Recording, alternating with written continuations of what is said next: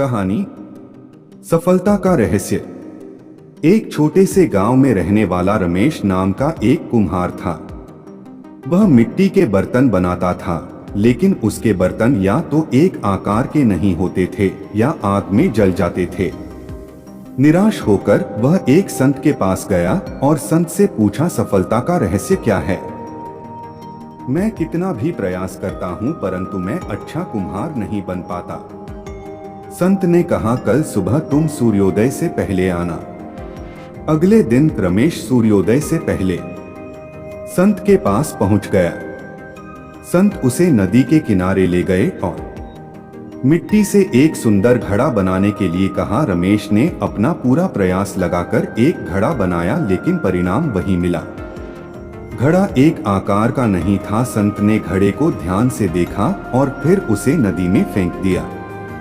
रमेश यह देखकर चौंक गया, लेकिन उसने संत से कुछ नहीं कहा। उन्होंने ऐसा पूरा दिन किया।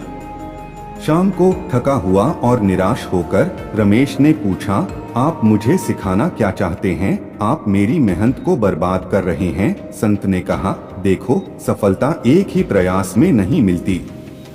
यह असफलताओं का एक संग्रह है जिसे हमने सीखा है और सुधार लिया है।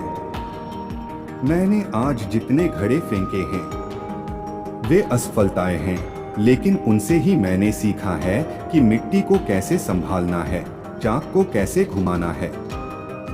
असफलता को गले लगाओ, उससे सीखो और अगली बार बेहतर करने का प्रयास करो।